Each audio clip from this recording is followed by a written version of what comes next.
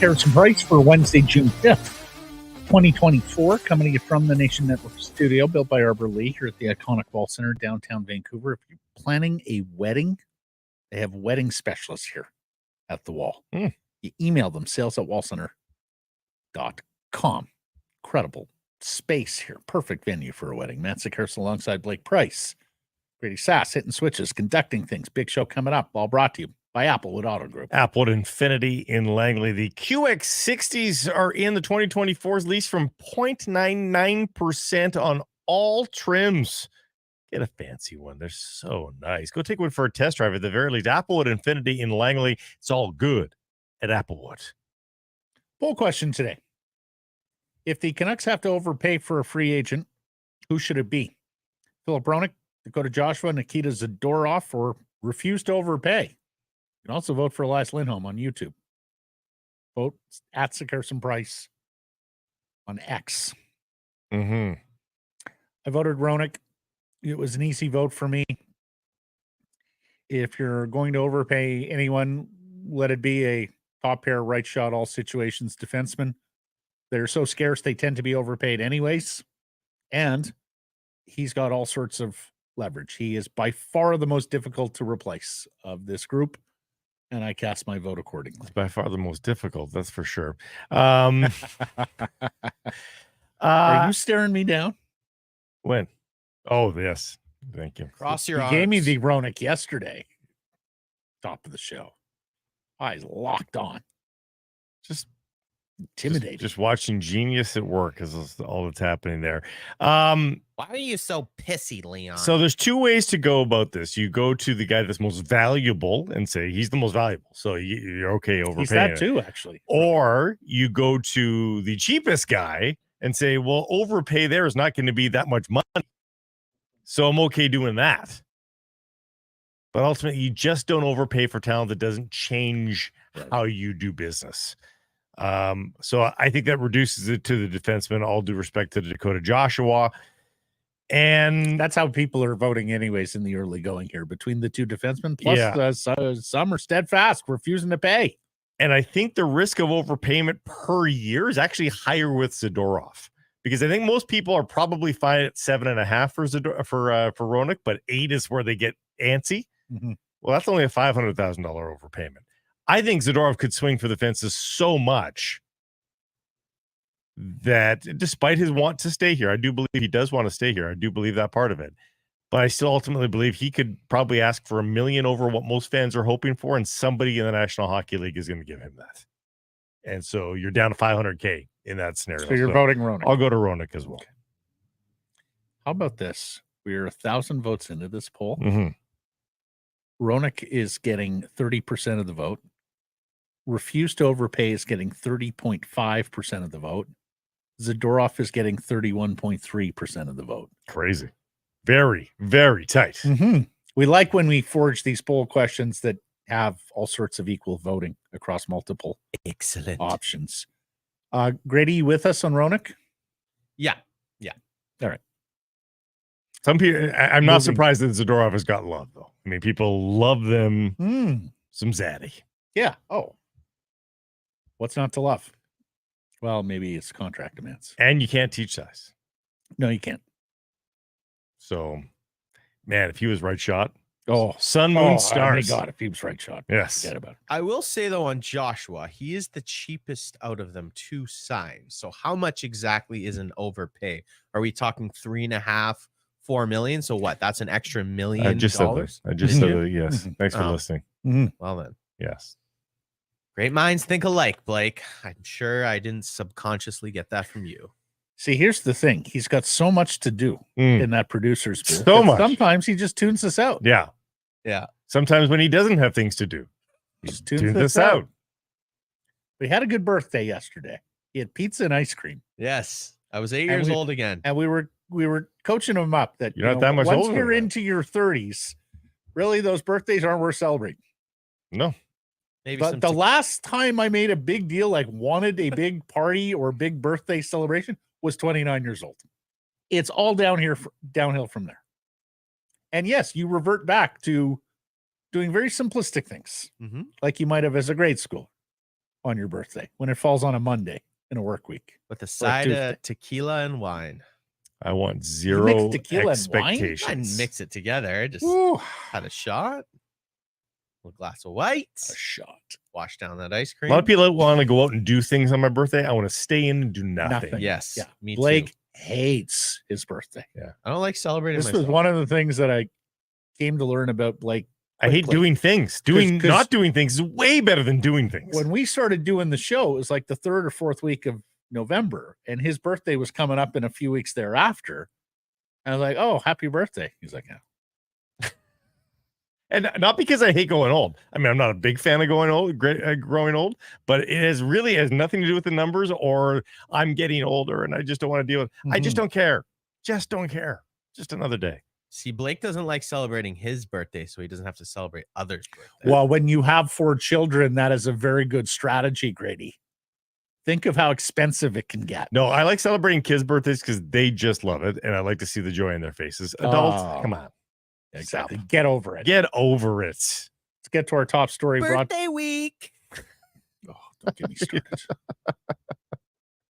Carmen and all her friends. It's my birthday week. No, it's not. I assure you it's Don't for a second hold other people hostage for a week. Because but then birthday week One turns into day, birthday month. You get a day. Yeah. That's it. Don't tell me we have to celebrate on the one weekend and we're still celebrating on the next weekend. You know what's way better than birthdays, period? Promotions. Which brings us to our top story brought to you by Douglas. The Vancouver Canucks have made some coaching changes. Yogi's getting promoted. And the Sedin twins will, quote, be more involved in the day-to-day coaching activities in both Vancouver and Abbotsford. So what it looks like on the surface right now, patchwork internal hires to replace Mike Yeo. Yeah, I think It doesn't seem like they spend a lot of money on assistant coaches. Huh? Like this seems to be another matter that's coming into clearer focus with the Vancouver Canucks. They apparently do love his systems analysis. So it's he's been a quote unquote skills coach up until this point. But apparently his expertise goes beyond just how to execute a wrist shot. They like his analysis of breaking the game down. And I'm not saying this is a bad hire, anything but. And frankly, I am all for people serving, effectively apprenticeships and earning and their working way up up. the ladder. Yeah, I'm all for that. Promoting good people you have within. And truthfully, I bet you the Sedins have a pretty good grasp of systems as well. Mm-hmm. So it may not be as lazy as it sort of appears at first blush. Well, I guess just my one question would be, you have Gonchar, who's here on a part-time basis. Mm-hmm. You have Daniel and Henrik more involved. But still part-time. And so Some of all the parts. What's wrong with the head coach to permanent assistant model by Rick Tocchet and the Canucks? Is it just the additional bodies they think is going to be better, even in a part-time More voices, more like more quantity eyes over quality? Or I shouldn't say that because again, I don't mean to disparage any of the gentlemen here, but Svechkovsky, I do find it if Svechkovsky is on the bench, that's 3 there, right? Mm-hmm. But they need him to be there. Like right now, it's just Foot and Tocchet on the hires on the bench. Well, Gonchar's on the bench when he's there. Is he? Yep. Yeah. Okay. I think they've sometimes put him up high too. I don't have that mind of that picture in my mind of him there. Okay. But was mostly But Yeo when and you Foot. hire Yogi, where you promote Yogi and then say, "Oh, but Daniel and Henrik will be more involved as well." I mean, does that undermine him? Undermine whom? Yogi. Like, oh, you're an assistant coach, but we've also got help that's coming on it, or more extensive help. I think what they're saying is you're going to be leaving behind some of your skills departments, and so we're going to bring in the Sedins to fill that departure a little bit. And that's fair enough. And again, if the idea is you can gain competitive advantages by having a fleet of assistant coaches, and not the traditional model, then hey, carry on. Love to see it. Thinking outside the box. Yeah, non-traditional Something that models used to are happen fine. Yeah. with this, franchise 10, 15 years ago. And you've seen it in the NFL and the NBA as well, where it's just been more and more assistant coaches at it. I mean, there's now a second row of assistant coaches behind every NBA bench. Like, Crazy. Do you know there's an assistant tight ends coach now in the NFL and a safeties coach, not just the DBs coach? An assistant tight. So there's a tight end coach. There's an assistant tight end coach. There's a cornerbacks coach, and there's a safeties coach. Assistant to the assistants. Do you think there's some cost savings going on here? Because look at the guys who left. Mike Yeo only got a 1-year offer, reportedly. Jeremy Colleton left, or was it money, or was it role? Now I can't imagine Yogi's costing a lot. But I can't. But Malhotra's not cheap either. So that's true. That's a good point. I think him and Colleton are probably a wash of sorts. Yeah. Here there might be a little cost savings. Yeah, might be a little cost savings. I don't know if that's necessarily the motivation more than Rick Tocchet going, I don't need another guy. I don't want to. Yeah. There's nobody I'm dying to have. No, but that's the other. We got a good group. I like who we have. Yeah. So who's coaching the power play? Great question. And the release doesn't say so, right? Don't think so. So what we have here, and we'll wait to hear it out of Rick Tocchet's mouth, but he's doing media later today. Great. But what we have here is, and we'll hear from Tocchet on it, but at the end of the season, at the year-end media availability, Tocchet was asked about the power play, and he talked about that. Yeah, he has to look at their process, their method, and whether he needs to bring a specific guy in. So, yeah, we'll see what Tocchet has to say. My later. instinct, honestly, is that it might be Sveshkovsky. Yeah. Mm-hmm. Because it doesn't strike you as a huge Adam Foote thing to do. And if they love his systems analysis, I mean, the most static system in all of hockey is special teams. And combined with Henrik and Daniel, who are getting promotions, those two guys know how to run a power play. That's true too. Yeah, and honestly, frankly, I don't care who runs the power play, so long as it's better. And I don't care if it's a full-time or a part-time coach, so long as it's better.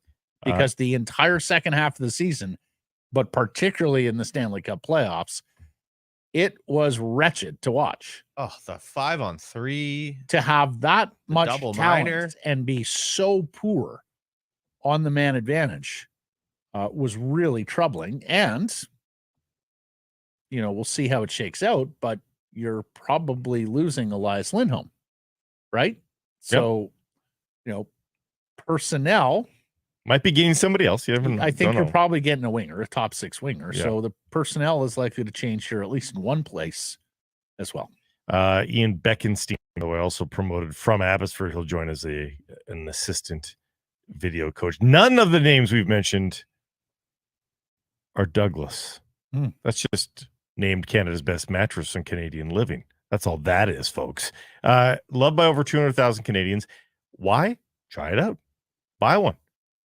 365-night risk-free trial. Why don't you do it? And you get a free comfort sleep bundle that's memory foam pillows and protectors, luxurious cotton sheet set, and a mattress protector. All you have to do is go to douglas.ca/Canucks Army. Order yours today. And with the summer coming, this one sleeps so cool. You almost don't need the AC. Douglas.ca/Canucks Army.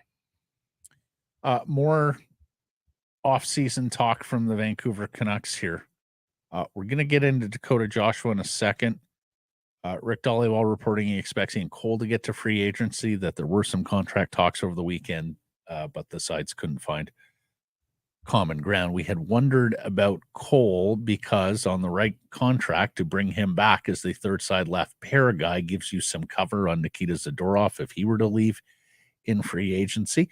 Not to mention he was a primary penalty killer for the Vancouver Canucks last season and, spend some time playing the right side. And you always like some guys who can give you cover on both sides of the equation. But you can also understand how his game faded Yeah, in the he second wore half. out. A 35-year-old player, Yeah. how much more can you squeeze out of Ian Cole No. at this stage of his career? Now, you would suspect that the best could still yet to come for Dakota Joshua, building off an 18-goal season in really 3/4 of the games, right? Because Yes. he missed the 20 with the fight and the broken hand. And yet that's the guy that, Patrick Alvin said to find the next Dakota Joshua at his year-end presser. Interesting story on Offside from Noah Strang about potential Dakota Joshua replacements. It's a list of names that I don't think anyone's going to get too excited about. But nobody was excited when Dakota Joshua was signed. That's sort of the exercise there, right? And there's a bunch of names that actually do have exactly the same kind of production as Dakota Joshua right now. Danton Heinen, Michael Amadio in particular.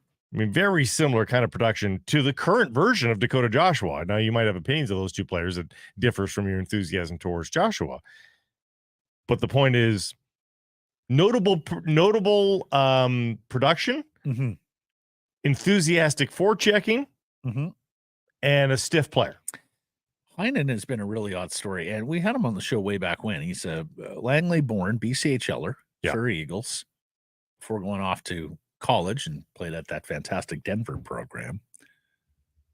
You remember he burst onto the scene in that 2017-18 season with the Bruins, scored 16 goals that year. And then sort of, settled in at 11 goals, 10 goals. You weren't sure where his career was going after the 21 season in Anaheim when he played just 43 games. And then he bounced back in Pittsburgh with an 18-goal season, so much so that he gets back to Boston on a second go-round and puts up 17 goals this year. So 5 times he's hit double digits in the National Hockey League. Never more than that 47-point season with Boston, his first full 17-18, so a while ago now. Yeah. Amadio, you were saying to me Amadio's an interesting name to a degree. He didn't play a ton and still put up respectable numbers for the Vegas Golden Knights. And, again, these are guys coming off of basically minimum value contracts. Amadio making $762 last year. And he put up 14 goals, 13 assists. Value, baby. Well, and he's 28. He's not as physical as Noah Strang puts out. Like, he's not going to bang quite like Heinen and Joshua would. And Carrier. Yeah. Then there's Grady's guy, Yakov Trenin. Grady's got a lot of guys. Who can forget our trade deadline show? And right. Grady broke in with interrupted us. Yeah. Guys. And we're going, oh my God, what's happened? Yakov Trenin to Colorado, where he produced 3 points in 16 games. Brandon Duhane. So a 3-time double-digit scorer, never more than 24 points for Yakov Trenin. Plays a stiffer game, right, Grady? Yes, he's heavy. 6'2", 200-pound, a right shooter out of can play down the middle if need be. Chelyabinsk in Russia. Yeah, and that's interesting because right shot center once again could be a thing for the Canucks. Isn't Trenin a lefty? I think Trenin's a lefty. I got him as a righty. But right shot center could very well be a thing for the Vancouver Canucks again. We went through this a couple of years ago, you might remember. Lefty. He's a lefty? Yeah, it's Hockey DB's got it wrong. Hockey DB's got it wrong? Wow, how dare they? Errors and omissions on Hockey DB. Who do I have a word with? Can I see the manager? The DB manager. Right shot, you remember a couple of years ago, that's what delivered us Chris Lazar, who did not work out. But they simply do not have a lot of right-handed forwards, period, let alone guys who can play center ice. I mean, Elias Lindholm was a right-handed center. Lafferty played a little bit in the middle as a right shot guy, but they're both free agents, right? Ratu is even a lefty if you're going down the pecking order and into Abbotsford. What's Jay Beagle and Brandon Sutter up to? Oh my God. Honestly, a Brandon Sutter, if you could roll back the clock 5 years, right. it'd be perfect. Just perfect. Yeah. So, like even some of the other Abbots were like Sasson's a lefty. Yeah. Tristan Nielsen's a lefty. So, a right-handed center. And look, they've got a lot of priorities beyond Trennan. But this is where the pro scouting department is going to come in. Replacing Joshua, whether it's Trennan or someone else. Yes, absolutely. This is where the pro scouting department finds a guy that they saw for a bunch of games that I just like the cut of his jib. I think we can get something out of him. I got to say this. I liked Kiefer Sherwood at different points in the Nashville Canucks series. Not a center iceman, but a right shot guy. And 27 points in 68 NHL games, by far his best totals in the National Hockey League. I know he's 29, but you might be catching him on the same upswing that you caught Dakota Joshua a couple of years ago. The most likely might be Duhaime, and that there was a lot of connections for him at the trade deadline. Remember, right? We thought that he was going to become a Vancouver Canuck almost for sure. The least spectacular offensively, I would think, is Brendan Duhaime. But he's going to be the cheapest. Score much at all. Yeah. And then, of course, Carrier has the Stanley Cup experience as a member of the Golden Knights, and you know how much they put a premium on that. Yeah. Last off season. Anyways, there are options. The moral of this story: there are options out there to replace Dakota Joshua. Mm-hmm. And Noah and Offside have chronicled some of the names, and really, this is a pretty long list. There would be more than just the guys that we have talked about here. The other thing, when we talk about Dakota Joshua and we talk about Ian Cole, and Blake, this hasn't gotten a ton of run, but I see Canucks Army is asking a question about the penalty kill for next season, which finished 17th in the National Hockey League. Here's the thing. You have a number of your primary penalty killers, both forward and defense, who are free agents. On the forward side of the equation, your most used guys in the playoffs, Teddy Bluger, free agent, Elias Lindholm, free agent, Dakota Joshua, free agent, Nils Oman. PDG was next on that list. In the regular season, you also had Elias Pettersson and Pius Suter playing some on the penalty kill. Depending on who you add here, particularly if you add the top six scoring winger, who's not an all situations guy, Blake, I think you're looking at a scenario where you're asking Elias to play more PK next year, if not JT as well. Maybe, or they sign guys that are tried and true penalty killers here. I mean, the guys that you're talking about that are definitely leaving, they're going to be replaced by somebody. And maybe that's going to be a key factor in who they get replaced by. Those guys don't leave and the spaces stay empty. So, whatever they think is going to get the most out of Elias Pettersson, if they think that adding special teams like PK to his table, to his plate, is going to make it worse for a bounce back season and to get it back on track, then maybe they don't. But I mean, it's a possibility. I mean, unless you commit to yourself that we're going to rob a little bit from his offense, but we need him to be a penalty killer and help our goal prevention. Then on the defense side of the equation, Ian Cole, Tyler Myers, Filip Hronek, Noah Juulsen. Now, I think we all anticipate that Myers and Hronek will be back. I know some people want to run Hronek out of town. I just don't see that happening. So your right side guys are pretty set, and you would think that Carson Soucy's going to play on the left side. But, you want another penalty killer there.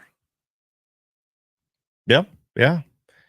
And I think the Canucks will have to be active in the defense market as well, particularly if Ian Cole walks, as it sounds like he will.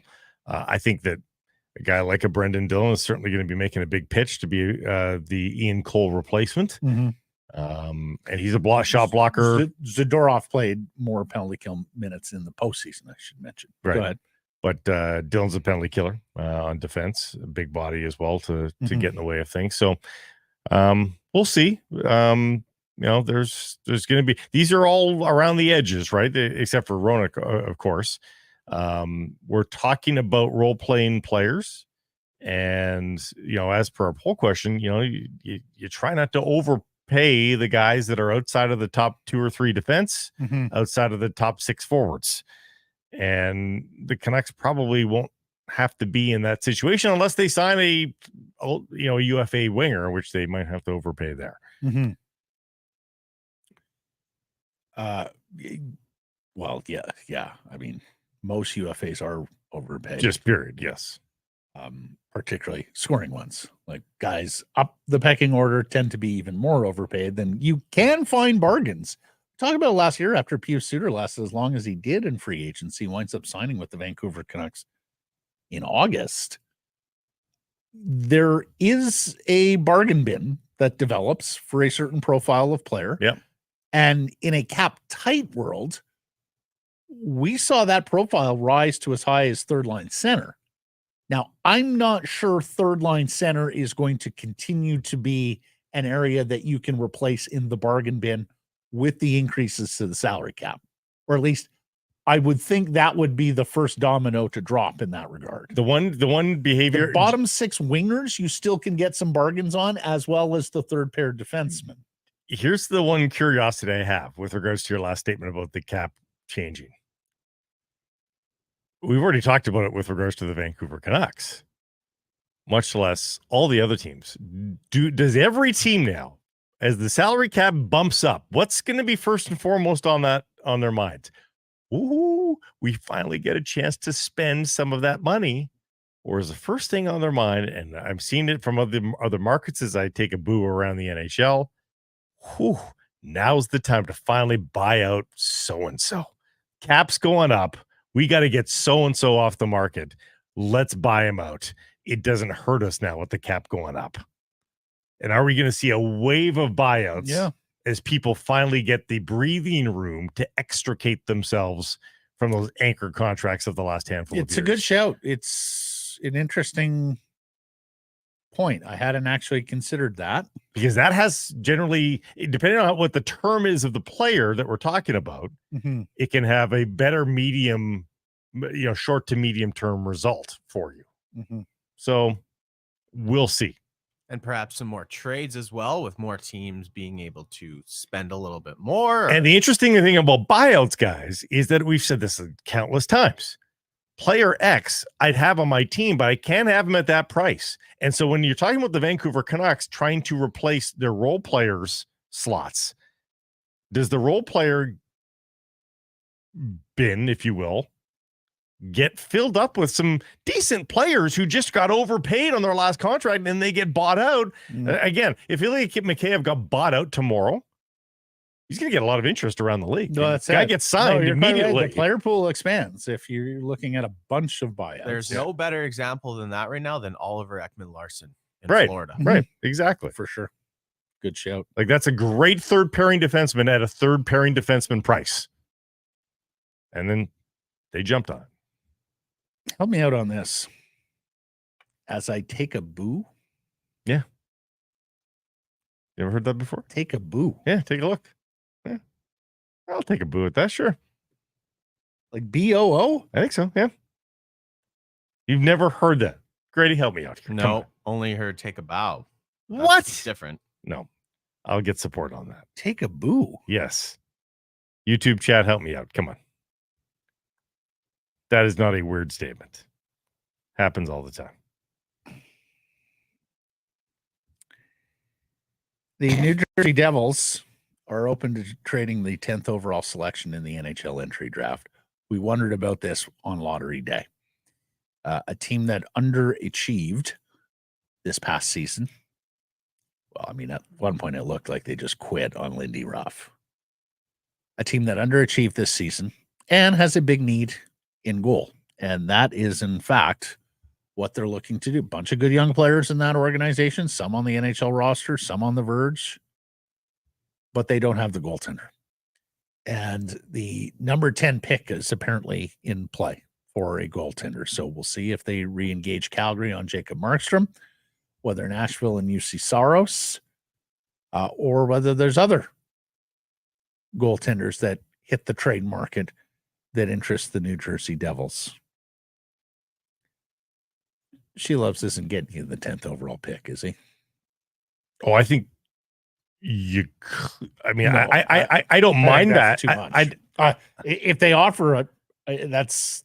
I don't think that's. I've been arguing to keep Sheloves, but no, but I don't think he's their answer. Like, I think they want somebody they can just know is going to win them playoff Well, games. look at the goalies that have come in and out of there. First right? get to the playoffs, which they didn't do this year. Right.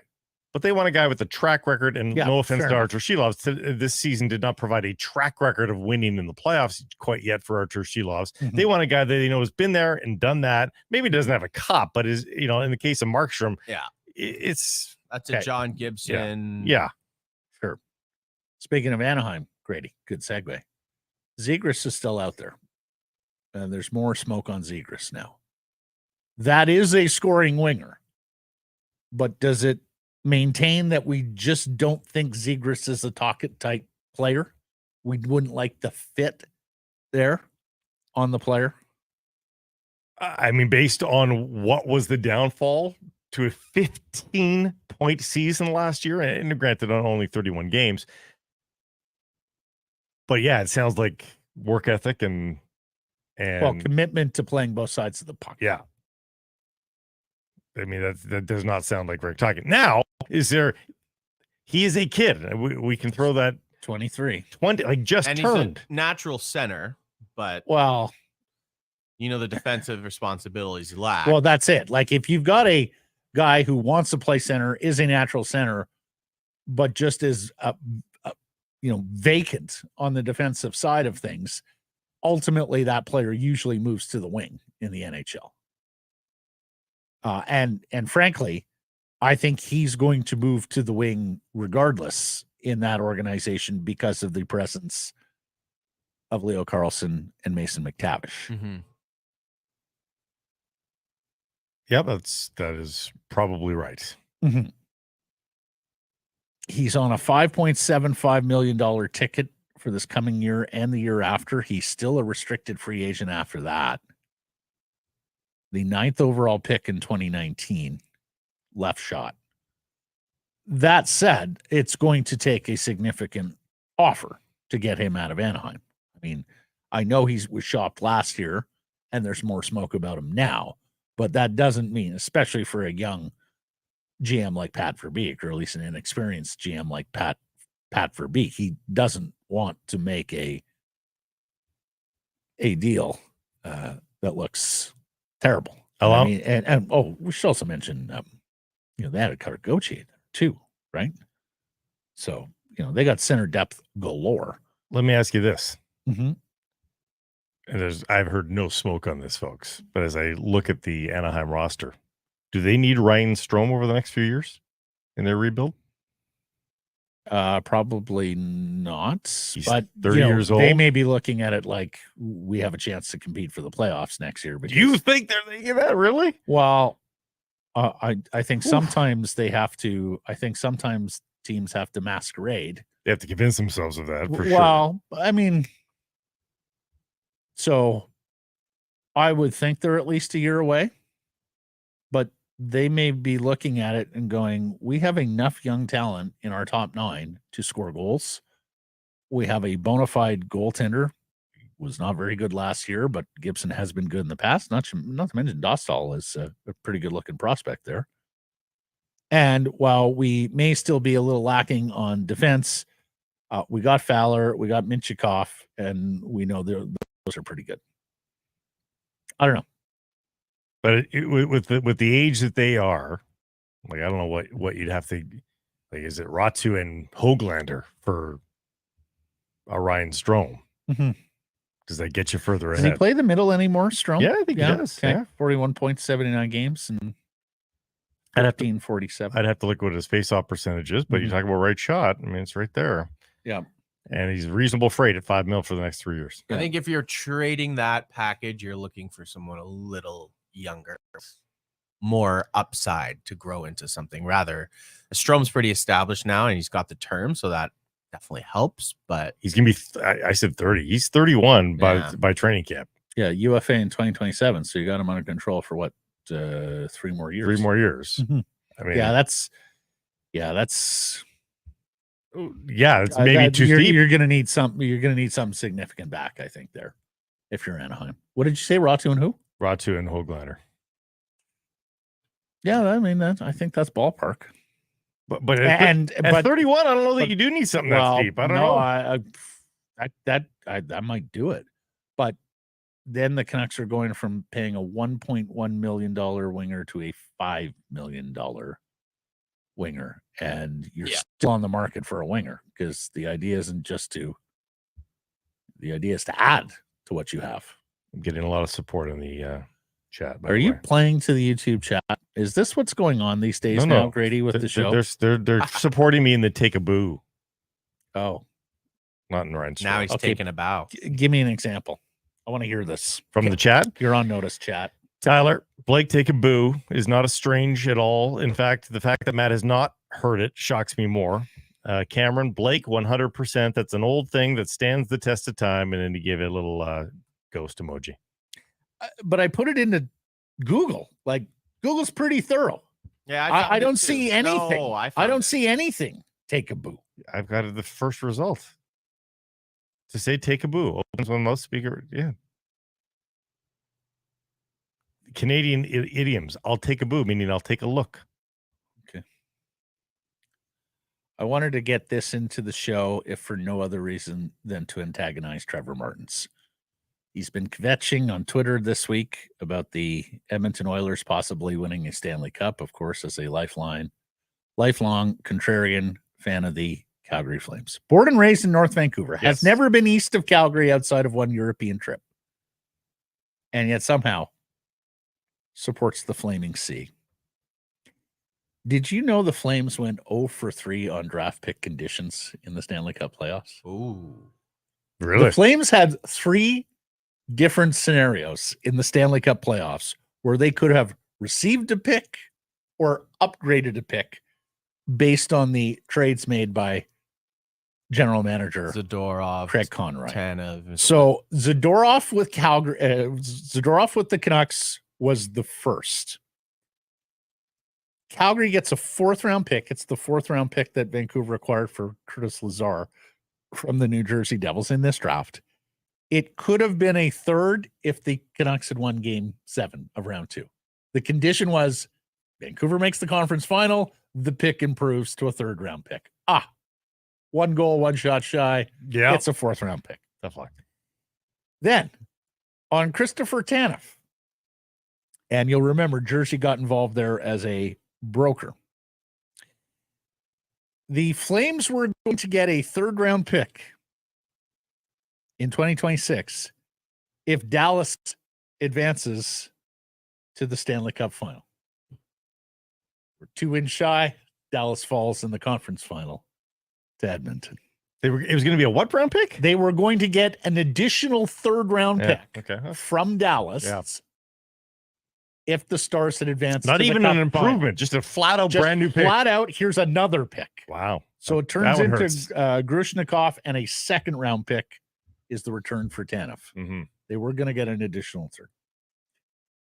Then on Hannafin, and the Flyers got involved there as a broker, as you may remember.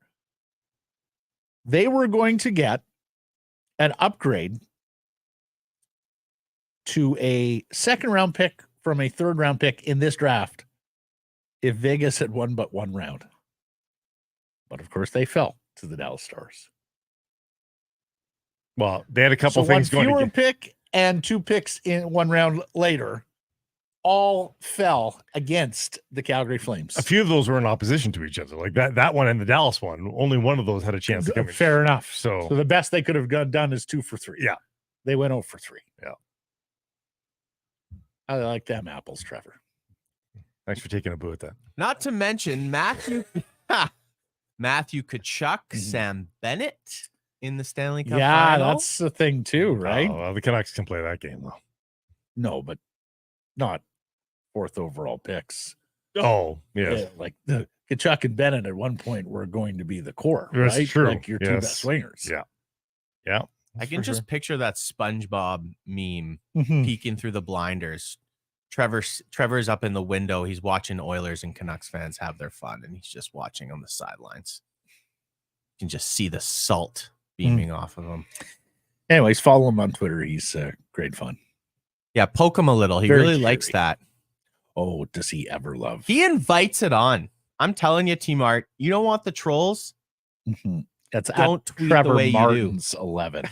Trevor Martin's 11. Somebody asked him today. Oh, and he's about to get super annoying with Portugal and Croatia at the Oh. Euros. Somebody asked him today, how could you work in this market in this business? Yeah. While you're, I think he says something like, well, I'm a very positive person, which is like not the case, Love folks. He gave his whole life story of where he grew up. The Coyotes have relocated, but we still got a bit of Arizona in this franchise. Did you see the news from the Utah Hockey Club? Do tell. So tickets are going on sale Friday. We know they're playing in this basketball arena. They got 10,000 unobstructed seats. They got 6,000 obstructed view seats there. Eesh. So Probably to varying degrees. right. So the 16,000 capacity is only going to be used for select games. There'll be a max capacity 10,000 on most nights in Utah, which is almost double Mullet Arena. It's but progress. it's still not commensurate with Yeah. a National Hockey League, a Big Four North American sports franchise. Now, nobody's doubting the financial wherewithal of the ownership there, nor the plan going forward of a new arena Right. that is Needed for both the Jazz and exactly. and Not to mention so the it's Olympics, happening. not the Yeah. Olympics, Yeah. right? They're going to bring the Olympics back there. So it is happening, but the transition, much like the Winnipeg Jets transition to Arizona, where they played in the terrible Suns arena, is not going to be Well, Brooklyn too. Brooklyn was perfect. Brooklyn had bad sidelines too. Well, but yeah, Brooklyn was going to be the permanent home. of Yes. Yeah, they were ready to live with The it. players were as such. no. Yeah. I was going to say that they're getting the Olympics in Salt Lake in the 30s. Doesn't that sound weird to say? Mhm. In the 30s? Mhm. Now we're going to have to specify which 30s and which 20s going forward. That's have you referred to these 20s as the 20s at all? I'm not sure I have. I don't think was I ever just have. thinking of that actually. Yeah. I saw something recently on Great Gatsby. And I went, "Oh, the Roaring 20s. What the hell's this? We're the next century 20s. Are we roaring? We're not roaring. We're like the screaming 20s. It's just everything is screaming. I just hope this century's 30s goes better than last century's. Yeah, 30s. and 40s for that matter. Thank you. Yes, that too. At least the first half of the 40s. All right. Menu time. By Let's do Greta. By Greta. 50 West Cordova. They got daily drink specials. They got a bitchin' arcade. It's a fantastic spot to watch the game. Or pregame, postgame. Check it all out. 50 West Cordova. GretaBar.com. Frank Seravalli is going to join us. He's going off to cover the Stanley Cup final later. Lots of topics with Frank. Martin Necas, overpayment. Pesci Chatfield, the Carolina right shot defenseman. Of course, Chatfield, a former Canuck. Dakota Joshua, replacing Dakota Joshua. And the future of some other Vancouver Canucks who haven't been quite as on the radar because they're not entering free agency. So great conversation with Frank. And Farhan Lalji is stopping by. He wanted in on the Luke Gazdic business that we talked about at length yesterday. We also talked Canucks and Lions with the Vancouver bureau chief for TSN because they got 50,000 plus tickets sold for the home opener against the Calgary Stampeders with the 50-cent concert pregame and season expectations for the Lions. Where really, one sentence, Grey Cup or bust. It is your year. It is time to deliver. You've got the Grey Cup at home. You've got a good team that's been banging on the door. You've got the quarterback. There's no excuse in. Now you're improving yourself as a physical line of scrimmage football team, both on the defensive side and in the running game with Stanback. It's all there in front of Rick Campbell and his Chargers. It's time to lift another chalice at BC Place. They could start and end their home schedule with over 50,000 fans watching them play. For sure.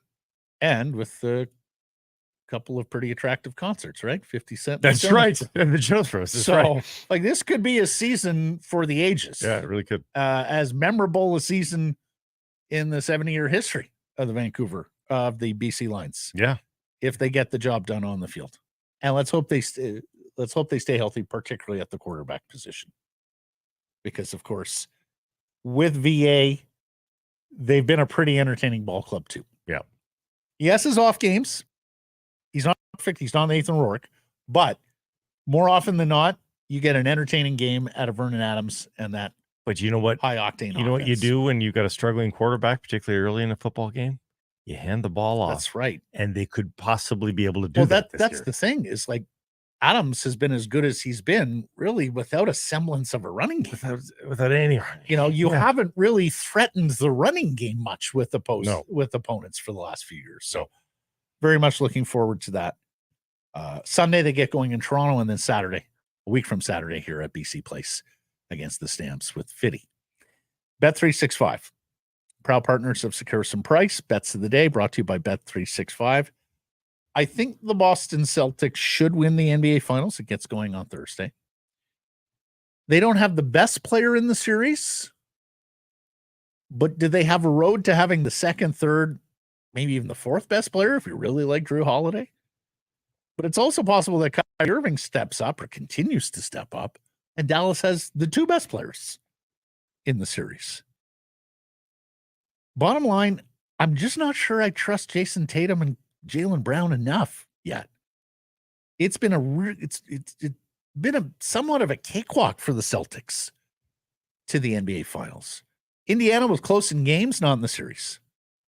Embiid was compromised in the Philly series. They won that one easily. So, Dallas has slogged through some tougher series, particularly in the early rounds.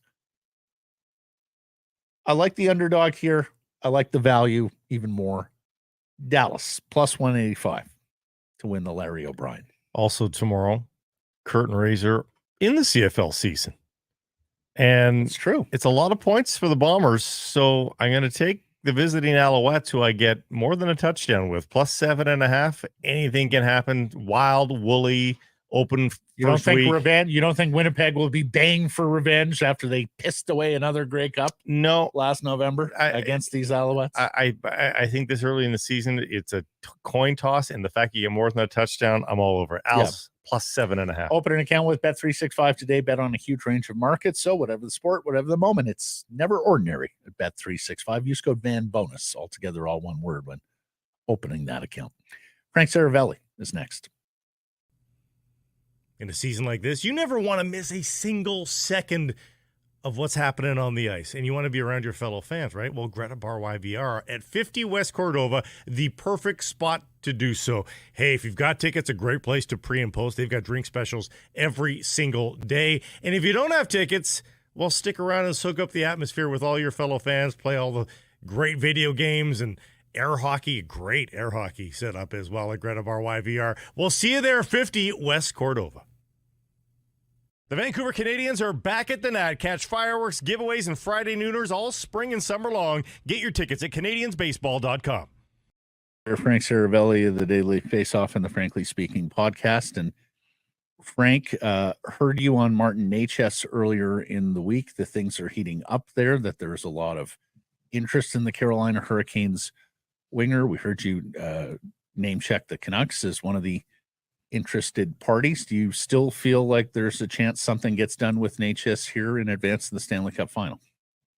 Well, for the Carolina Hurricanes perspective, yes, but I think it's a real outside shot that the team that's going to be left standing with Martin Necas at the end of it is going to be the Vancouver Canucks. Part of what the Hurricanes are looking for, I'm told, is picks, and they want good picks at that. And so the Canucks not having their first rounder this year, that's probably really damaging to their case, to say nothing of what happens on the back end. You may want to get Martin Necas, but how do you then sign him to the contract that he's probably looking for, which is somewhere in the neighborhood of 7 times 7.5? I mean, the Canucks are already trying to fit 10 pounds of shit in a 5-pound bag. How do you then make all of this work. It's going to be really hard to do. They've got their work cut out for them already. I think just trying to keep or hang on to a lot of what they have. That's almost all the 5 pounds right there. Yeah. I hate those small shit Yeah. bags. Picks is interesting, Frank. What does that signaler say about Carolina after a second round exit? I don't know that it says anything. They have a bunch of free agents that they're also trying to sign. This is viewed as a draft where beauty's in the eye of the beholder. Once you get past number 3, anywhere from 3 or 4, I should say, to at least the people I talked to, 15, 16, 17, you could mostly get the same player. And that makes it an intriguing draft from that perspective, that there's lots of teams that are going, hey, I'm at 20, I'm at 18, I'm at whatever. How can I find a way to get to 12? How can I find a way to get to 10? And no team has done better, I think, finding a quantity of picks than the Carolina Hurricanes. At some point, they're not going to have room to sign all these guys. That's why it was okay for them to trade in volume for the Jake Gensel deal, which, by the way, dropped the pick back to a second instead of a first for Gensel. That's the opportunity that they had. Now you could also leverage those picks in another significant transaction if you want to, if that team doesn't have the right roster player for you. And I mentioned some of the players that they're also trying to keep. They've got a lot of work to do. A lot of people have put Hronek in a deal for Necas, but that doesn't make a ton of sense for the Canucks. It only puts them further in a hole on the blue line, unless they had a real ace up their sleeves come free agency, but that's still weeks away. Any vibes on Hronek and the Canucks? No, I think the vibe is exactly how I left it with you guys last week, which is the market seems to be down on him based on what they perceive as the ask. The Canucks don't seem nearly as, I think, and my understanding is, they're not nearly as down on the player as the market might be. They view the opportunity to either drive his own pair or to play with Quinn Hughes as a significant part of their success this year, a big reason why he's likely to win the Norris Trophy. And now moving forward, it's easy to say, hey, that contract, ooh, man, it might not make us feel great in the here and now, but how are we possibly going to find a replacement for this guy that does all of these things that we already know work? So if the Canucks have to overpay for a player, Hronek's the guy, Frank, in your eyes, of their domestic free agents? He would be for me. I mean, how does Quinn Hughes win a Norris Trophy? It's not that he wasn't a good player before or that he didn't have singular impressive moments this season solely on his own, but that to me is the big difference maker. It's, Rick Tocchet and structure. That's great, important, but the real change from year to year is the addition of Hronek into the equation. That's how I view it. The the two Carolina right shot defensemen, Brett Pesce and our old friend Jalen Chatfield, are they absolutely out the door? Is there any chance Carolina is re-signing either of those guys? Pesce is absolutely out the door. They have not made any offers to Pesce, at least any bona fide ones, to my understanding. His dad took to Twitter right after the playoffs ended and said, "Thank you, Carolina. It's been great. It's been real." Anytime you see the dad in the hours after a playoff loss, you know that things are changing. It's kind of like Lindholm and talking in past tense about his time in Vancouver. Chatfield, though, is a bit different. They really like his foot speed. They like what he brought to their lineup, his size, his ability to manage the forecheck. They were really impressed with him. I think they were talking a 3-year deal. I think it was somewhere in the range of 2.75 to 3. But that was also going back like 4 months, and I don't know why it didn't get done then. But if I were to handicap it now, I would say with Chatfield that they're probably trying to get their other puzzle pieces together first before knowing exactly what they have left to spend. Boy, between Mr. Necas and Mr. Pesce, the Hurricanes' dad's trip must have been fire.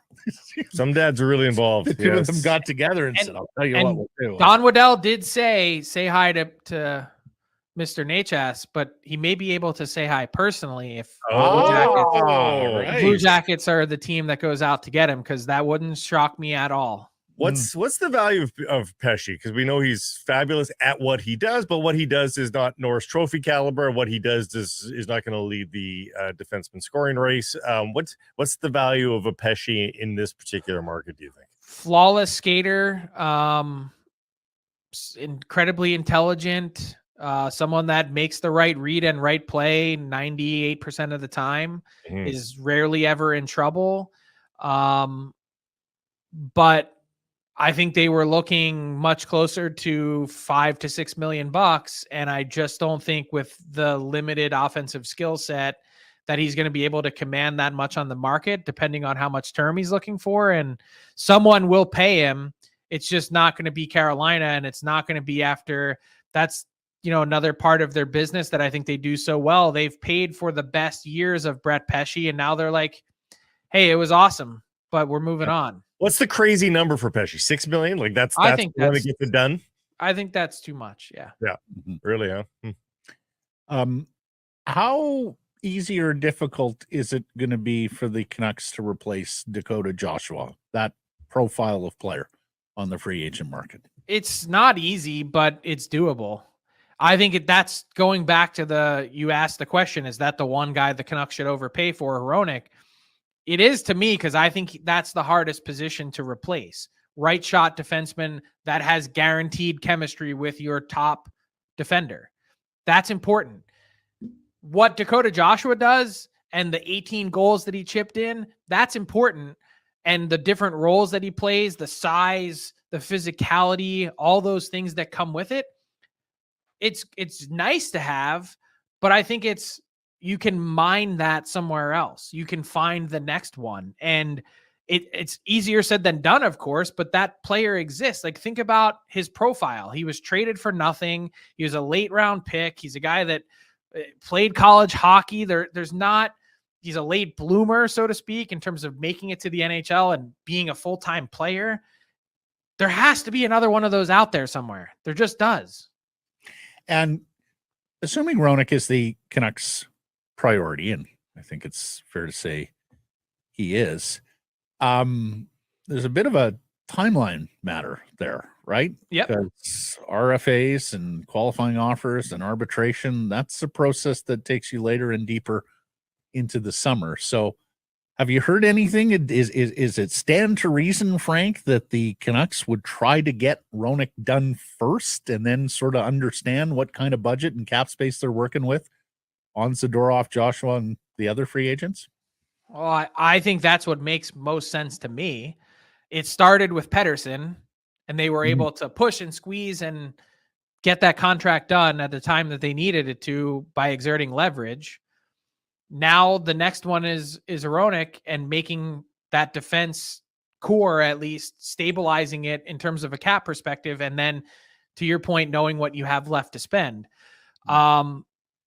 I think you want to do everything you can to avoid getting to the draft and being in a position where you feel uneasy about it. And they know, I think, what the number is to get it done. I've said it before. I think it starts with an 8. I think it's 8 flat probably, but whether or not they're willing to pay it, how close they're willing to get to it. That's what we're all waiting to find out. If you're a betting man, it gets signed before the draft, do you think, or that's just a want? That's a want. It's probably in some ways also a need, because it's going to be the easiest time to trade him if you have to. So my guess is between now and the next 20 days, 21 days, 3 weeks, there's the full court press is on to get this done. What would make them? What do you think would make them feel like they have to trade him? Like that the number is non-negotiable. It starts with an 8 and only an 8, and the Canucks have that's where their line is. Do you think? There's some thought, and we've talked about this before, that, oh, hey, he needs to be under the Quinn Hughes number. Yeah. And I've never had anyone verbalize that to me. It makes sense when you think about it that the Canucks wouldn't want to go above that. But I've also explained why that's not realistic, comparing an RFA deal to a UFA deal. So it doesn't really matter. And then the next part is, are you drawing a hard line in the sand? Are you cutting off your nose to spite your face? And who knows where the Canucks have been at in this process? Are they at 7? Are they at 7.5? Are they at 8? Whatever the number is, are you drawing hard lines based on principle and philosophy, or are you just a deal maker? Yeah. That's the question I would ask. I believe it was 6.5 earlier this season, which was summarily rejected. You mentioned Pettersson. I don't think that was accurate, by the way, but sure. You mentioned Pettersson. Does Carolina take another run at Pettersson this summer? I mean, who was driving that? Was that Dundon? Was that the since departed Don Waddell? Was that Tulsky and the other members of the front office? Who wouldn't be dry? I mean, wouldn't you want to get your hands on that player? Like if you have any sniff that he's available, which by the way, like how authentic was that? And how much was that just a plant to get Pettersson to the table to get a deal done? Yeah.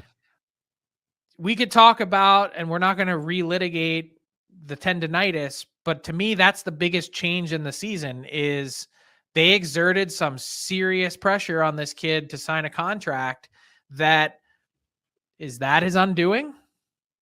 Was that his undoing? No, we've talked about it here before too. He spent the whole year saying, wait till after the season, then somehow got to the bargaining table and felt like the team, his agents, the fans, everybody sort of just bullied him.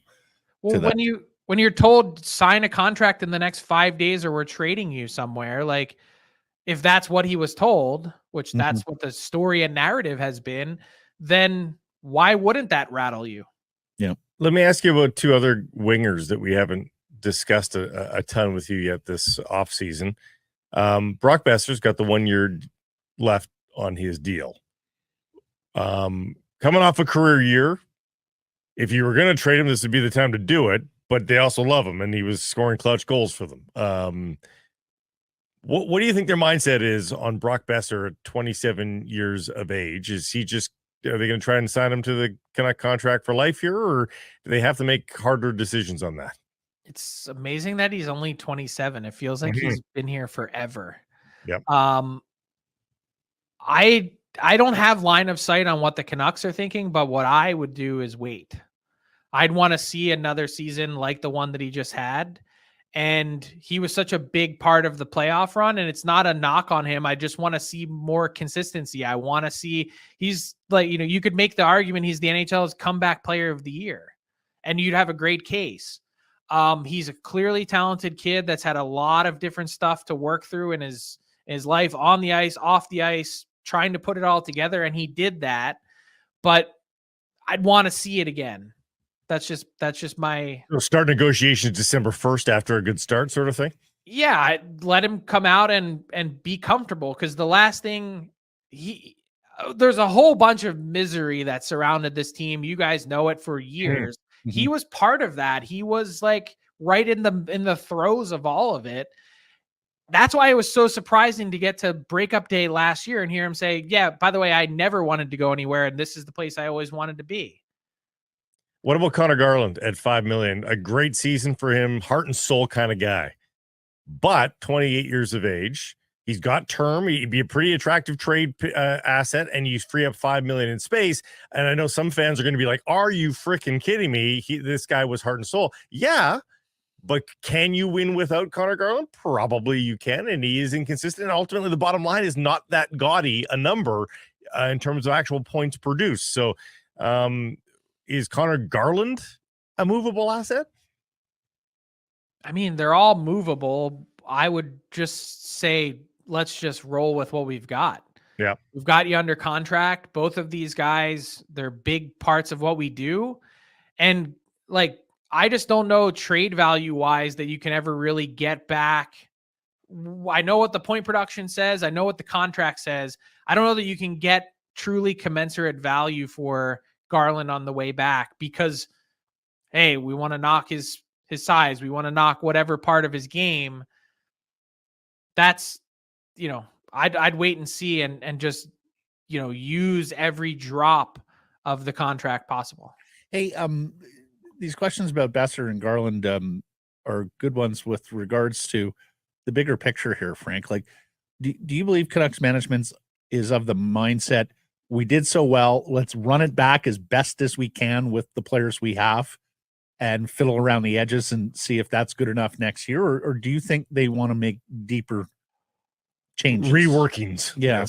I would lean way more toward reworking and reshuffling and trying something new. Not to say that it didn't work, but you also had a bunch of players that really were kind of playing all at the peak at the same time, right? In terms of their ability. And that adds up for a fun year, but it may not necessarily add up to long-term success. And I think even when you look at the playoffs, this isn't a knock on the Canucks at all, but I think they outkicked their coverage in terms of what they actually are. They had a better run. They went deeper than really probably even their play game to game anticipated or expected that they should. And I don't think management is disillusioned by that. I don't think they're sitting there going, hey, look, we took the Oilers, who they could end up winning the Stanley Cup here. We took them to Game 7 and we were one shot away in the third period. That could have been us. That's a fallacy that I don't think Patrick Allvin drinks that Kool-Aid, but we'll see. Yeah, they got away with one, but they're probably not going to get away with one again. And the availability too, Frank, all season long, like very few injuries to deal with of deep consequence. So they got away. They also were aggressive getting to that point, right? Like they made the moves. They saw the window. They took their shot, and it didn't work out. They still had a fun, nice, important run for a lot of reasons, but I don't think that they're sitting here going, hey, our team starting on paper right now as a Stanley Cup contender next season. We've got work to do. Lastly, speaking of the Stanley Cup, how do you see the series? Man, I think it's truly razor thin. I've waffled myself back and forth. I think whatever case you want to make, it's 52-48, and I could see either way. I think my head would tell me that the Panthers are the better team, that they're the deeper team, that they certainly have the advantage in net. But then I just watched Stuart Skinner outduel Jake Ottinger for a series, and I saw this Oiler team display a character that I didn't know that they had. And oh, by the way, my heart says it's really difficult to bet against 97-29. Because that's just what happens in the NHL. Whether it's Sidney Crosby or Bobby Orr or Mario Lemieux or Wayne Gretzky, or pick, Alex Ovechkin, whatever generational talent you want to choose, whether it happens in year 3 or it happens in year 13, at some point those guys get their fingerprints on the Stanley Cup. And not saying that means the Oilers are going to win. It's just that I think if you were to say, oh, Florida's just the better team, let's anoint them as the Cup winner, I'd have a real hard time going along with that. Well, enjoy the Cup final, the cities. Get to work on that tan in Florida. And work on that tan. I'm going to have to burn my suits. RIP your travel between cities. Yeah, RIP my ass on these airplane seats. And the seat. We've all heard of the overdose crisis, also known as the toxic drug crisis. But did you know that it affects men disproportionately? Last year, 78% of people dying here in BC were men, and the majority were 30 to 59 years old. It's not easy to struggle with addiction, and the stigma around it can make it harder for people to reach out for help. There is help and support. Every journey is different, and the thing that helps one person, it might not be the same for everyone. So when someone does reach out, be compassionate and have open, non-judgmental conversations. We here at Sekeres Price want to be part of the solution. If you or someone you care about is struggling, you can find supports and services near you at helpstartshere.gov.bc.ca. And you can also watch powerful real-life stories of recovery on Help Starts Here website. Northlands Golf Course. Download the free app and book tee times with a touch of your thumb. And while you're on course, open the app for hole-by-hole GPS and track your score. 6 to 90-day reservations. Jump the queue. Lock in your date for $10 per player booking fee. Limited daily availability. Check it all out. golfnorthlands.com. Great Clips is the official hair salon of the National Hockey League. There are 37 salons in Vancouver and the Lower Mainland, all Canadian owned and operated. Download the app and find the nearest to you. When you're up next for a cut, you'll get a ready next text. Great Clips. It's going to be great.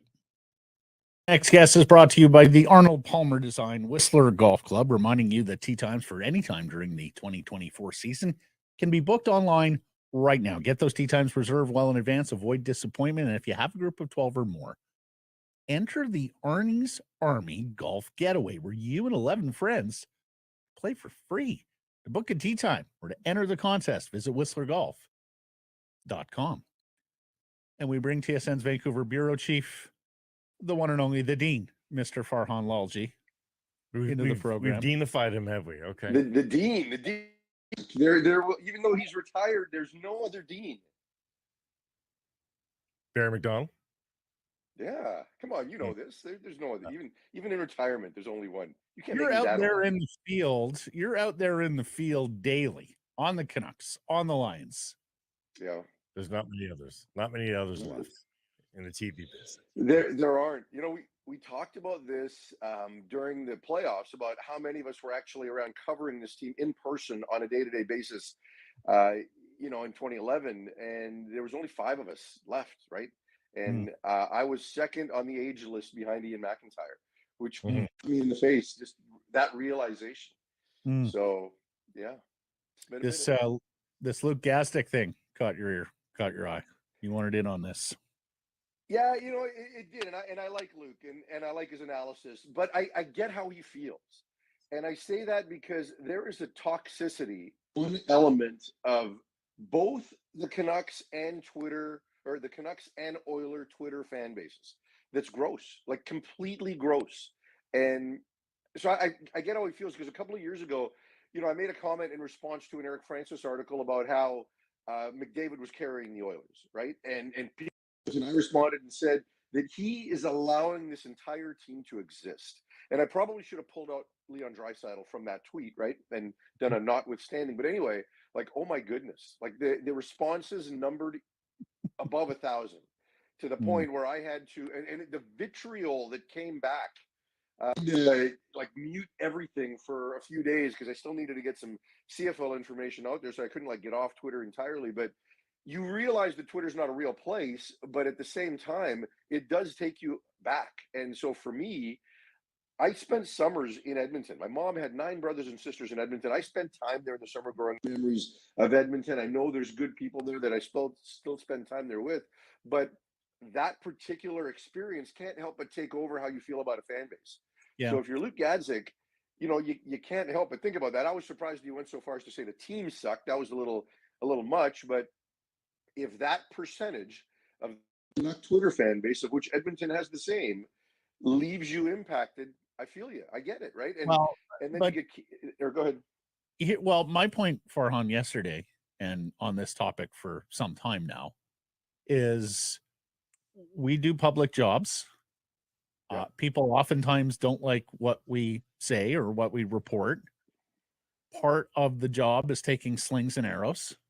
You have 2 options: either read it and let it roll off your back, or don't read it at all. And that, you know, you need to rise above and not engage with the deepest recesses of Twitter or social media. You know, Gord Miller doesn't read a single thing until he turns on his mentions. And I've got my mentions throttled to a point where, you know, only the top 10% of the replies get through, you know, people that I follow and all that sort of stuff. Like, I don't see the vitriol that I saw 10 years ago. So, you know, and even if you can't adopt that as a personal policy, taking shots at an entire fan base on the eve of the Stanley Cup final, when your employer wants very much to cultivate them as viewers, is not exactly a great business tactic.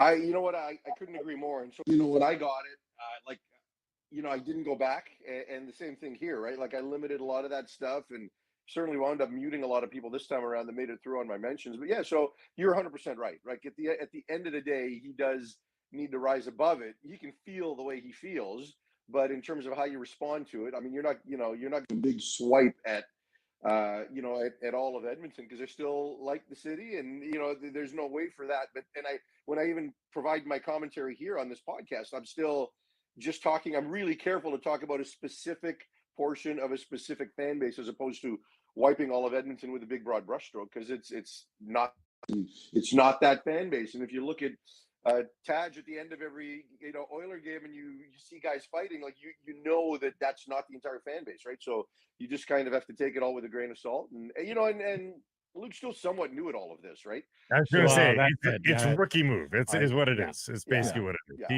He'll learn from this. And then here's the other thing too, is that you heard Bieksa talk about the meets or the media in Edmonton, and I think that we all don't want to view the concept of a Canada's team, right?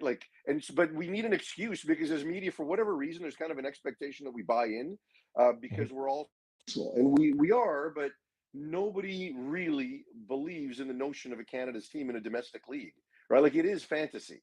And so we all have to kind of come up with a reason. So, whatever our reasons here are, in this moment, for not necessarily getting on board with Edmonton, they are.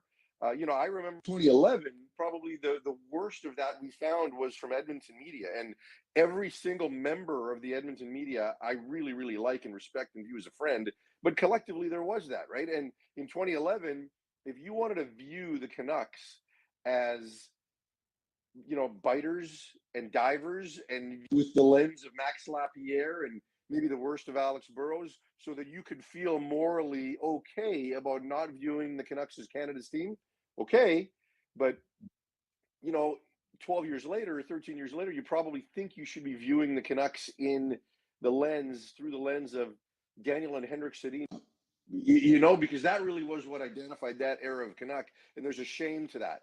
So for me, you can say what you want about Edmonton and Canada's team and all of that, but I think we all hope that at some point McDavid doesn't become that guy that's the best ever to never win. Like, he deserves a cup at some point in his career, does he not? Oh, I mean, I think so. He is that level of talent. But we were both of the mind that it will happen. Like, he's going to get his. Yeah, and I'm not hoping Edmonton wins by any stretch, but at some point at the end of his career, you hope this guy wins a cup. Moving on. How about this ticket selling operation from the BC Lions? Or is it 50 cent as a massive draw, or is it a combination thereof? But your thoughts on what is looking like a sold out BC place a week from Saturday? I think it's a combination of both, and I'll tell you why. BC Place was virtually sold out for the season opener before they announced 50 Cent as the act. Now, everybody has an expectation that there's going to be a big time act, right? So there was enough faith in the Lions and Amar Doman in that organization that they were going to buy tickets before they knew it was 50 Cent. So, I do think it's a bit of both, right? And that now they have that, and now it's kind of become a thing. Oh, what? We got to 40? Oh, wait, we got to 50?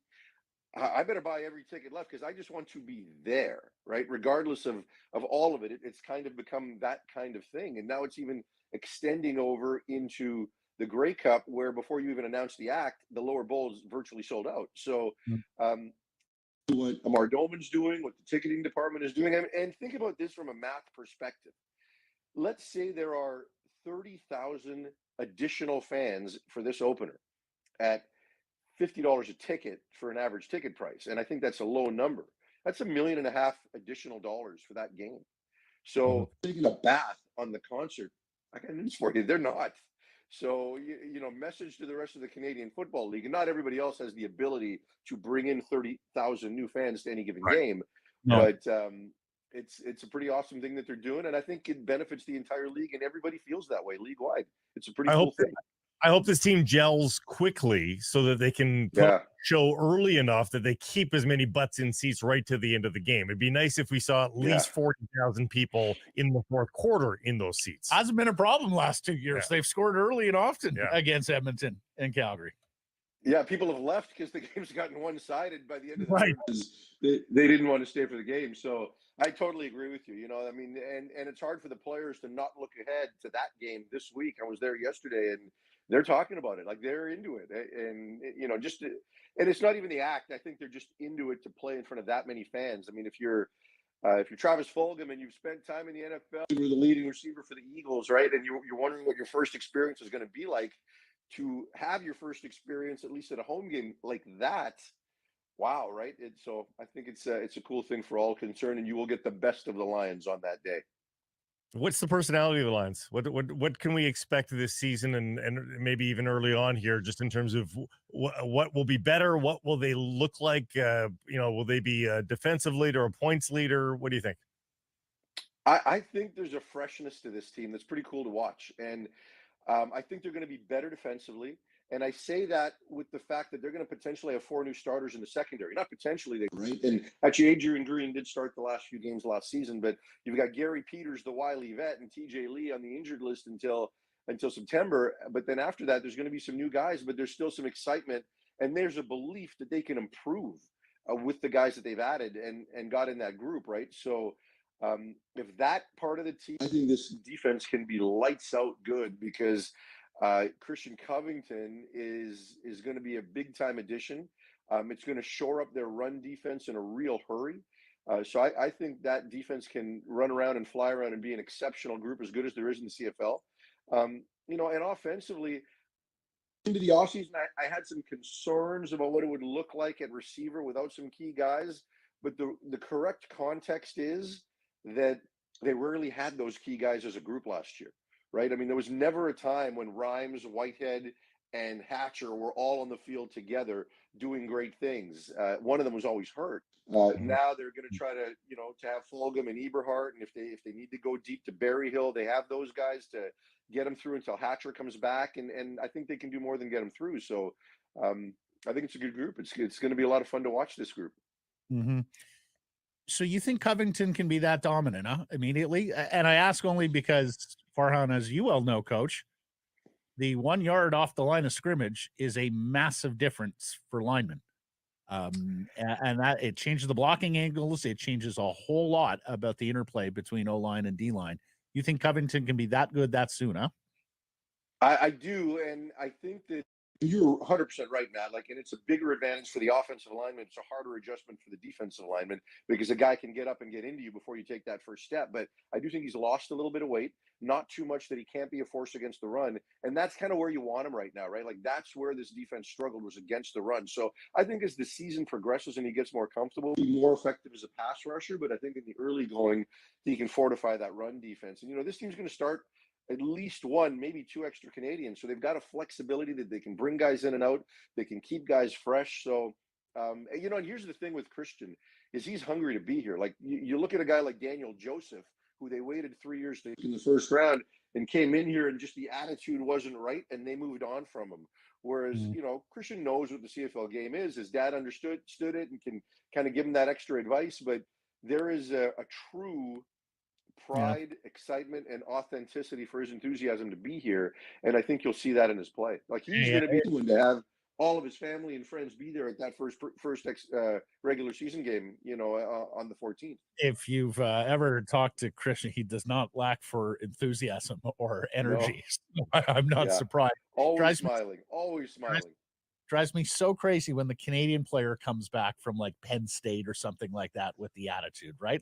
I somewhat expect that from the American players, but when the Canadian players do that and try to big league the CFL, it's just drives me crazy.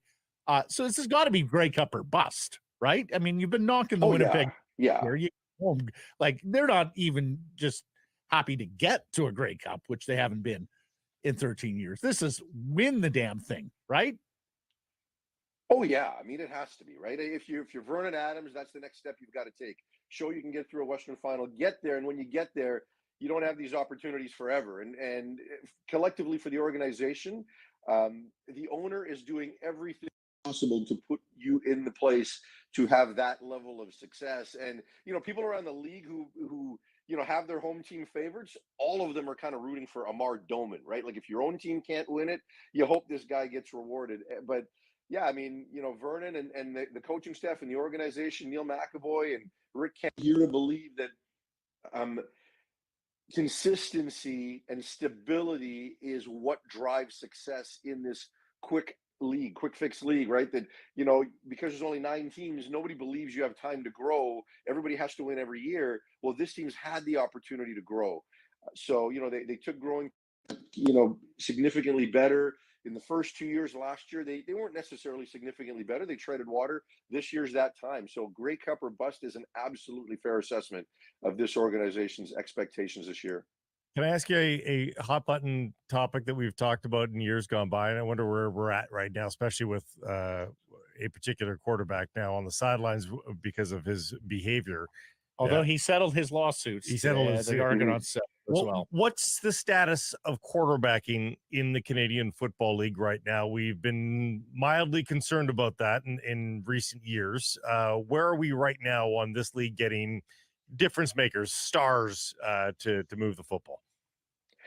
Yeah, I think it's a real question and concern. And, initially when we saw it, people are like, oh, well, we're just coming out of COVID and it takes time. And I don't think this league does a good job of developing young quarterbacks. And you've got some guys that last year were forced into like Dustin Crum in Ottawa and Taylor Powell in Hamilton. And they showed, mixed results, but enough to kind of continue to build on.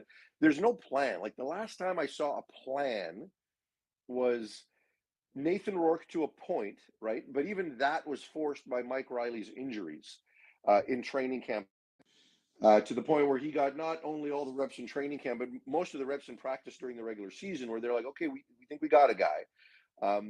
And before that, you probably have to go back to Bo Levi Mitchell, where a team signed a guy, brought him in, and knew that within 2 years he was going to be the starter, and a plan was created to make him the starter with a bridge quarterback. This team doesn't do a good job. And I think one of the things that's made it worse is the advent of the third quarterback, which now for everybody is just a short yardage plunger, right? Mm-hmm. So that spot should have been a developmental spot. And now everybody's trying to find big physical bodies that can just execute the 1 yard plunge. And I think the league is self a disservice. So, look, I think the top end is still really good, right? Whether you're Zach Caleros or Vernon Adams. And, but after that, I think a lot of teams have questions, right?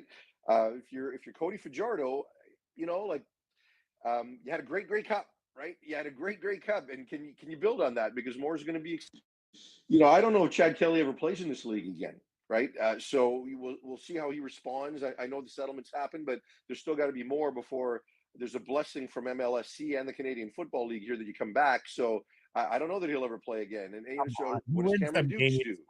Farhan. He wins some games. He'll be back. He'll serve his 9 games and he'll be back. They're not going to draw a lot. No, believe me, this is not going to be as simple as you think. So I think okay. Well, we'll have to talk about it off the air, but I don't believe this is as simple as simple as you think. So So, but nonetheless, there are questions around the league, and guys are going to be thrust in. What does Drew Brown do in his first opportunity as a starter in Ottawa? So, some of those guys that are going to get into those spots have a little bit of runway. So I think that's encouraging. But overall, I'd like to see the league take some approach back in the offseason to address the issue, to ensure development and to ensure that you guys just take a look at people and aren't operating. Like last year, the Lions' third quarterback was a 35-year-old who was never good in this league. And Dom Davis, like, what are we doing here? Yeah, no, you're quite right. Calgary tried with Jake Meyer, but he just wasn't good enough. What's happening with secondly, what's happening with Tonga Viola though? Is he coming in? Well, we'll see. But, he's not good. He's not good. He's not good. That's not the answer. That's the name. Okay. That's not a good answer. Okay. Yeah. Lucky shot from that Fajardo guy in the Grey Cup last year, incidentally. And you and I don't entirely disagree on this topic, Matt. See, here's the other thing. There were a lot of people who felt like me who just didn't quite put it in that articulation. So I wear it. No, the thing my word. He's such a good guy, and he's so incredibly likable. Yeah. That when you want to believe. When he retires, I will tell the story as to who put me on to what the hell are they doing with Cody Fajardo. I don't believe in this guy for a second, but we're a couple of years from that, I'm sure. And Blake, just so you know, I think I know who it is too. I think I know who it is. I think you probably do. Just so you know, quarterbacking is about to get a lot brighter in the Canadian Football League. Oh, in because? give it about 7 or 8 years. There's a real Lalji drops back. real up and comer in Washington right now playing high school football, who's eventually going to matriculate to the league. Lastly, tough question: 50 or 50? Which one are you going with? I'm going with 50. Yeah, I thought I heard it. Pretend I'm young and hip. Yeah. FIDDY. Yeah. Mhm. Fitty. I think I'm going 50. You're allowed to pretend. It's all it is.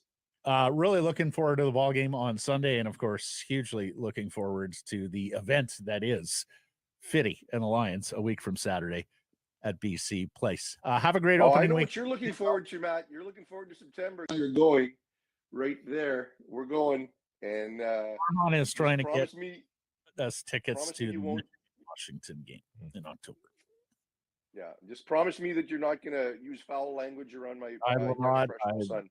No, I will be on my best behavior. I'll drive down for tailgate. Mhm. Done. Hey, everybody, if you're enjoying what you're seeing here, then follow along with Sekeres Price on YouTube. I promise more content coming. The kids call it subscribe on YouTube. Well, how about liking it? Do that as well.